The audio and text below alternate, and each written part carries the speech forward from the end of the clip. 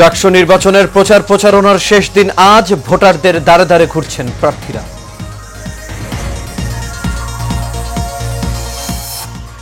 অতীত ভুলে সুষ্ঠু নির্বাচন আয়োজনে পুলিশের প্রতি স্বরাষ্ট্র উপদেষ্টার নির্দেশ। দুর্গাপূজায় অস্থিতিশীলতার শঙ্কা। চট্টগ্রামের হাটহাজারীতে জশ্নে জুলুসের গাড়ি ভাঙচুরের ঘটনায় থমথমে পরিস্থিতি, 144 ধারা জারি। এবং 4 দফা দাবিতে সারা দেশে অনির্দিষ্টকালের গণছুটিতে যাওয়ার ঘোষণা পল্লী বিদ্যুৎ সমিতির কর্মকর্তা কর্মচারীদের।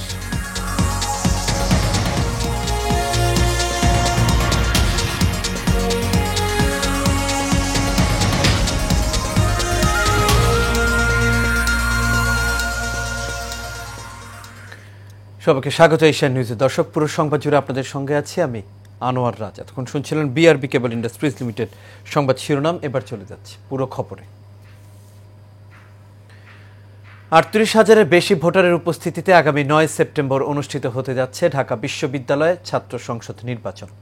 ডাকসু নির্বাচনকে আশাব্যঞ্জক হিসেবে দেখছেন সাধারণ শিক্ষার্থীরা। তবে বিশ্ববিদ্যালয় প্রশাসনের প্রতি অভিযোগ রয়েছে নারী প্রার্থীদের। এই নির্বাচনের প্রচারণার শেষ দিন আজ। বিশ্ববিদ্যালয় কর্তৃপক্ষের নির্দেশনা অনুযায়ী আজ সকাল 10টা থেকে রাত 10টা পর্যন্ত শেষ দিনের প্রচারণা চালাতে পারবেন প্রার্থীরা। নূর মোহাম্মদ ভুইয়া রিপোর্ট করেছেন। প্যানেল না স্বতন্ত্র, চাপা উত্তেজনায় ভোটাররা। এবারের ডাকসু নির্বাচনের আগে এসব বহুবিধি প্রশ্নের উত্তর খুঁজে পাওয়া দুষ্কর। আশা করা যাচ্ছে উৎসবমুখর পরিবেশেই হতে যাচ্ছে বহু আকাঙ্ক্ষিত ঢাকা বিশ্ববিদ্যালয় কেন্দ্রীয় ছাত্র সংসদ নির্বাচন।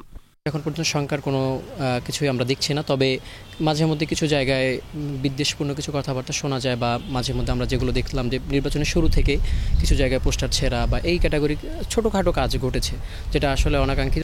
নির্বাচনী প্রচারণার চূড়ান্ত পর্যায়ে এসে চাঙ্গা মনোবল স্বতন্ত্র প্রার্থীদের। ডাকসুতে যারা ইলেকশন হবে আসবে, আমার বিশ্বাস যারা শিক্ষার্থীদের কল্যাণে কাজ করতে পারবে ওরাই আসবে। এখানে ঢাকা বিশ্ববিদ্যালয় সবাই মেধাবী, এবং আমার বিশ্বাস সবাই যে যোগ্য প্রার্থী তারা সিলেক্ট করবে। যে কোনো পলিটিক্যাল পার্টি সবাই মোটামুটি আপনার নিশ্চিত করতেছে যে না, আমরা একটা সুন্দর এবং সুশৃঙ্খল ডাকসু চাই এবং নির্বাচন সুন্দরভাবে হবে, এতটুকু আমরা বলতে পারি। তবে বিশ্ববিদ্যালয় প্রশাসনের প্রতি অভিযোগ নারী প্রার্থীদের। বিশ্ববিদ্যালয় প্রশাসনের অবদান নিয়ে কিছু বলার নাই আসলে, কারণ তাদেরকে কিছু বলার পরেও তারা যেই রকম স্টেপ নেওয়া উচিত সেই রকম আক্ষরিকভাবে ওরকম আমরা স্টেপ নিতে দেখি না। যদি বিশ্ববিদ্যালয়ের ওই রকম স্টেপ নেওয়া থাকতো তাহলে বিভিন্ন জায়গায় যে এখন পর্যন্ত কাদা ছুড়াছুড়ির রাজনীতি, এটা নিয়ে তারা কিছু স্টেপ নিতে পারতো। ডাকসু নির্বাচনকে আশাব্যঞ্জক হিসেবে দেখছে সাধারণ শিক্ষার্থীরা। আমরা আশা করছি যে ওনারা ওনাদের যে প্রমিস দিয়েছেন সেটা রাখতে পারবে, যেহেতু নতুন জুলাই নতুন বাংলাদেশ হয়েছে, তো সেখানে এখনও অবধি সব কিছু আসলে ভালোভাবেই হচ্ছে, তো আশা করা যায় যে ভালো কিছুই হবে। নির্বাচনকে কেন্দ্র করে শনিবার রাত 8টা থেকে টানা 34 ঘন্টা ঢাকা বিশ্ববিদ্যালয়ের সব প্রবেশপথ সর্বসাধারণের জন্য বন্ধ থাকবে। নূর মোহাম্মদ ভুইয়া, এশিয়ান টেলিভিশন, ঢাকা। 2014, 2018, 2024 সালের নির্বাচন মাথা থেকে ঝেড়ে ফেলতে পুলিশের প্রতি আহ্বান জানিয়েছেন স্বরাষ্ট্র উপদেষ্টা লেফটেন্যান্ট জেনারেল অবসরপ্রাপ্ত মোহাম্মদ জাহাঙ্গীর আলম চৌধুরী। সকালে আসন্ন ত্রয়োদশ জাতীয় সংসদ নির্বাচনের দায়িত্ব পালনে পুলিশের দক্ষতা ও সক্ষমতা বাড়াতে পুলিশের বিশেষ প্রশিক্ষণ কর্মসূচির উদ্বোধনকালে তিনি এই কথা বলেন। এ সময় স্বরাষ্ট্র উপদেষ্টা আরও জানান, দুর্গাপূজায় অস্থিতিশীলতা সৃষ্টির পায়তারা চলছে। অন্যদিকে পুলিশ সদর দপ্তরের পক্ষ থেকে জানানো হয়েছে জাতীয় সংসদ নির্বাচনে দায়িত্বে থাকবেন 1.5 লাখ পুলিশ। আজ থেকে কয়েক ধাপে প্রশিক্ষণ শুরু হয়েছে, যা শেষ হবে 15ই ডিসেম্বরের মধ্যে। মাদ্রাসাকে নিয়ে কটূক্তির ঘটনায় জশ্নে জুলুসের সমর্থিত মুসল্লি ও কওমি জনতার সংঘর্ষের পর চট্টগ্রামের হাটহাজারীর এলাকায় 144 ধারা জারি করা হয়েছে। হাটহাজারী উপজেলা নির্বাহী কর্মকর্তা মোহাম্মদ আবদুল্লাহ আল মুমিন স্বাক্ষরিত এক বিজ্ঞপ্তিতে এসব তথ্য জানানো হয়। আজ 7 বিকেল 3টা পর্যন্ত 144 ধারা জারি থাকবে। উদ্ভূত পরিস্থিতি নিয়ন্ত্রণ করতে হাটহাজারীর কিছু এলাকায় সভা সমাবেশ, বিক্ষোভ মিছিল, গণজমায়েত, বিস্ফোরক দ্রব্য, আগ্নেয়াস্ত্র বহন এবং 5-এর বেশি ব্যক্তি একত্রে অবস্থান ও চলাফেরা সম্পূর্ণ নিষেধ করা হয়েছে।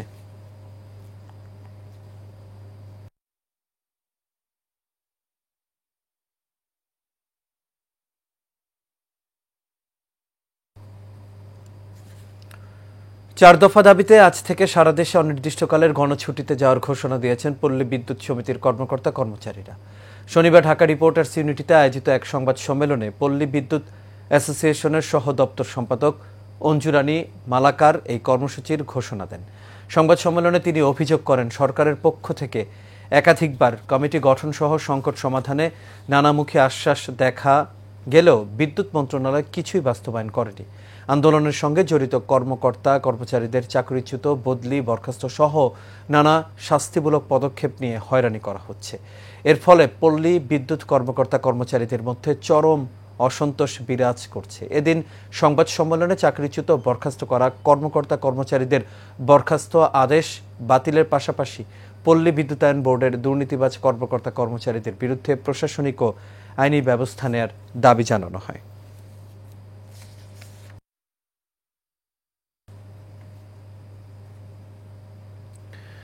লেখক, গবেষক ও বুদ্ধিজীবী বদরুদ্দিন ওমর মারা গেছেন। রোববার সকাল 10:05 রাজধানীর একটি বেসরকারি হাসপাতালে নিয়ে গেলে কর্তব্যরত চিকিৎসক তাকে মৃত ঘোষণা করেন। জাতীয় মুক্তি কাউন্সিলের সাধারণ সম্পাদক ফয়জুল হাকিম লালা এই তথ্য নিশ্চিত করেছেন। বদরুদ্দিন ওমর বামপন্থী রাজনীতিবিদ ও তাত্ত্বিক। রাজনৈতিক পরিচয় ছাড়িয়ে তিনি একজন লেখক, গবেষক ও বুদ্ধিজীবী। বাংলাদেশের রাজনৈতিক পরিবর্তন ও নানা প্রয়োজনের সময় তিনি দক্ষতার সঙ্গে বিশ্লেষকের ভূমিকায় অবতীর্ণ হয়েছেন। বদরুদ্দিন ওমর 1931 সালের 20 ডিসেম্বর জন্মগ্রহণ করেন। 2025 সালে তিনি বাংলাদেশের সর্বোচ্চ বেসামরিক পুরস্কার স্বাধীনতা পুরস্কারে ভূষিত হন, কিন্তু তিনি তা গ্রহণে অস্বীকৃতি জানান।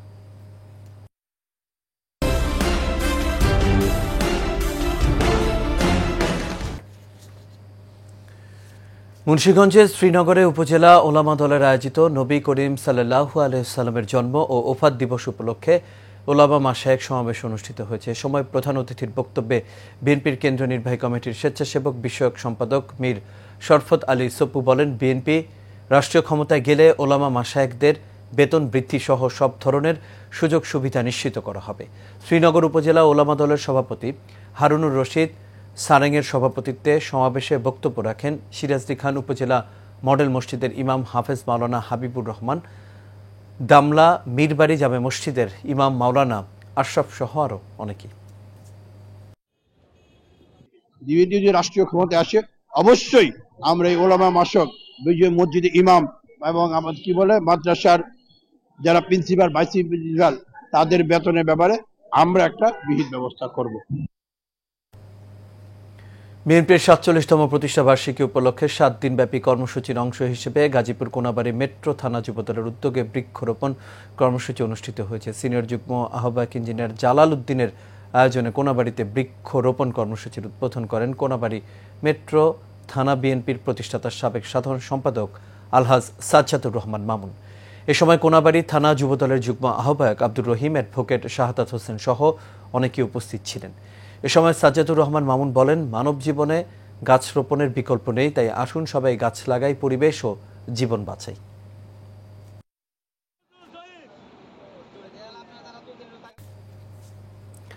গাজীপুরের জয়দেবপুরের পিটিআই অডিটোরিয়ামে শিক্ষার আলোর উদ্যোগে কৃতি শিক্ষার্থী সংবর্ধনা অনুষ্ঠিত হয়েছে। এতে শিক্ষার আলোর উপদেষ্টা ডাক্তার বখতিয়ারের সভাপতিত্বে প্রধান অতিথি হিসেবে উপস্থিত ছিলেন গাজীপুর ক্লাব লিমিটেডের সভাপতি এম মঞ্জুরুল করিম রনি।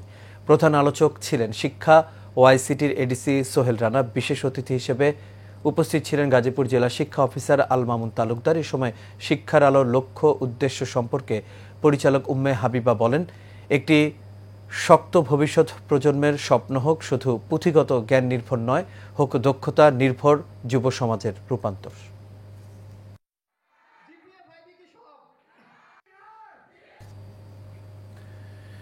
গাজীপুর মহানগরের 37 নম্বর ওয়ার্ডে বাংলাদেশ জাতীয়তাবাদী দল বিএনপির 47তম প্রতিষ্ঠা বার্ষিকী উপলক্ষে দেশনেত্রী বেগম খালেদা জিয়ার রোগ মুক্তি ও সুস্থতা কামনায় আলোচনা ও দোয়া মাহফিল অনুষ্ঠিত হয়েছে।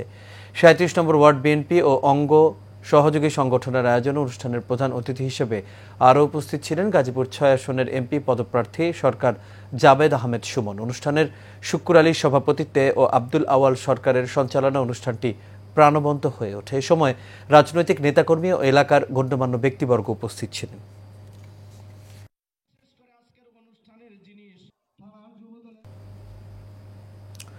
জামালপুরের ইসলামপুরে ব্রহ্মপুত্র নদে তীব্র ভাঙন দেখা দিয়েছে, ফলে বিলীন হচ্ছে উপজেলার চরপুটিমারি ইউনিয়নের ৪ নম্বর গ্রামের বসতবাড়ি, ফসলি জমি, বাজার ও সরকারি স্থাপনা। এতে দিশেহারা হয়ে পড়েছে কয়েকশো পরিবার। ভাঙনে গৃহহীন ও ভূমিহীন হয়ে পড়েছেন অনেকেই।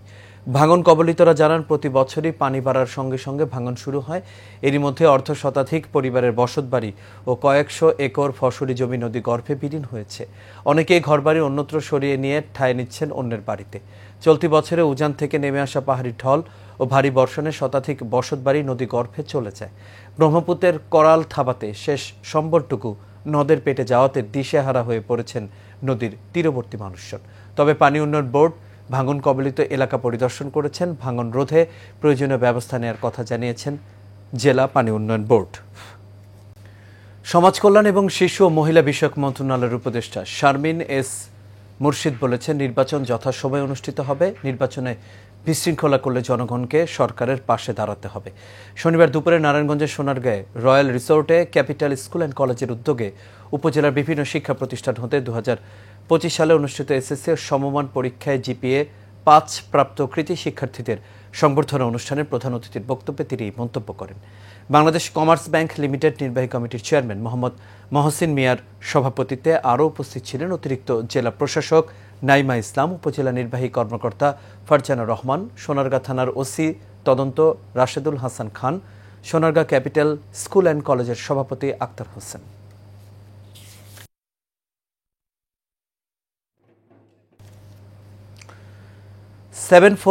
ফেনীর দাগনভূঞা উপজেলার সিন্দুরপুর ইউনিয়নের দিলপুরে অবস্থিত দারুস সুন্নাহ নেসারিয়া দিনিয়া মাদ্রাসার আয়োজনে পবিত্র ঈদে মিলাদুন্নবী সাল্লাল্লাহু আলাইহি সাল্লাম উপলক্ষে র্যালি অনুষ্ঠিত হয়েছে। শনিবার সকালে র্যালিটি দিলপুর, রাজাপুর, মুন্সিহাট বাজার, দরবেশের হাট, অলাতলি বাজার ও সিন্দিরপুর বাজার প্রদক্ষিণ করে পুনরায় দিলপুর মাদ্রাসা প্রাঙ্গণে গিয়ে শেষ হয়। র্যালিতে অংশ নেন মাদ্রাসার সুপার মাওলানা মোহাম্মদ আব্দুর রহমান, সহ সুপার মাওলানা ফয়েজুল্লাহ, বোর্ডিং সুপার মাওলানা ওমর ফারুক, মাওলানা রমজান আলী, মাওলানা সোহেল মাহমুদ, মাওলানা আব্দুস সমদ, নেসার উদ্দিন, ইউনুস জামান, কামাল উদ্দিন, হামিম মোল্লা সহ মাদ্রাসার শিক্ষক, শিক্ষার্থী ও এলাকাবাসী।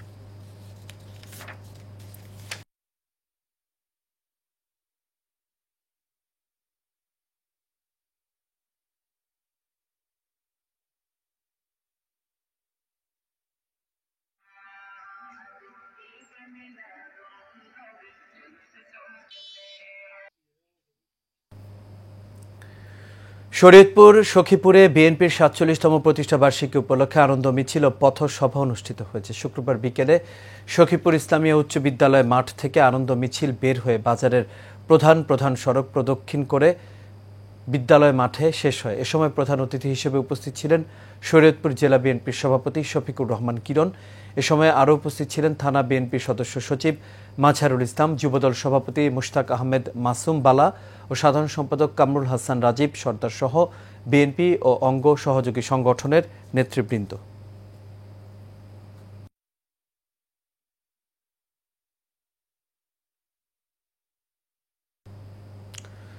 গাজীপুরের শ্রীপুরে মিথ্যা মামলা দিয়ে হয়রানি, জোরপূর্বক জমি দখল ও বাড়িতে হামলার অভিযোগ করে সংবাদ সম্মেলন করেছেন ভুক্তভোগী আলমগীর হোসেন ও তার বাবা আলাল উদ্দিন। শনিবার বিকেলে উপজেলার তেলিহাটি ইউনিয়নের টেপিরবাড়ি গ্রামে নিজ বাড়িতে সংবাদ করেন তারা। সংবাদ সম্মেলনে আলমগীর হোসেন বলেন, দীর্ঘ 15 বছর যাবৎ টেপিরবাড়ি গ্রামের মৃত শাহজাহানের ছেলে মোস্তফা কামাল উজ্জ্বল তাদেরকে নানাভাবে অত্যাচার নির্যাতন করছে।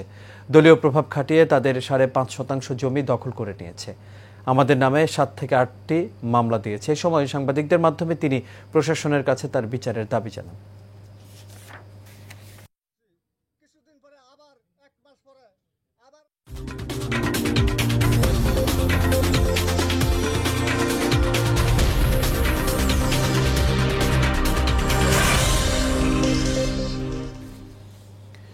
এবার খেলার খবর। বাংলাদেশ জাতীয়তাবাদী দল বিএনপির 47তম প্রতিষ্ঠা বার্ষিকী উপলক্ষে গাজীপুরে কোনাবাড়ি মেট্রো আন্ত নাইট শর্ট পিচ ক্রিকেট টুর্নামেন্টের উদ্বোধনী ম্যাচ অনুষ্ঠিত হয়েছে। পারিজাত জুনিয়র্স ক্লাব কর্তৃক আয়োজিত টুর্নামেন্টে AR কিংস প্রথমে ব্যাটিং করতে নেমে 71 রান করে। এর লক্ষ্যে ব্যাট করতে নেমে 23 রানে পরাজিত হয় brothers sporting club. Ayub Ali মাস্টারের সভাপতিত্বে খেলা উদ্বোধন করেন কোনাবাড়ী মেট্রো থানা বিএনপির প্রতিষ্ঠাতা সাবেক সাধারণ সম্পাদক সাজ্জাদুর রহমান মামুন। এই সময় সিরাজুল ইসলাম সিরাজ, কোনাবাড়ী মেট্রো থানা যুবদলের আহ্বায়ক সাইফুল ইসলাম সবুজ সহ আরও অনেকেই উপস্থিত ছিলেন।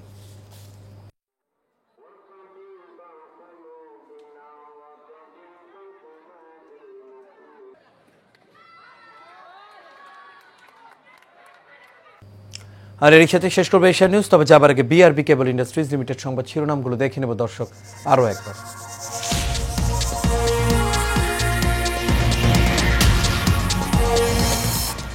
ডাকসু নির্বাচনের প্রচার প্রচারণার শেষ দিন আজ। ভোটারদের দ্বারে দ্বারে ঘুরছেন প্রার্থীরা।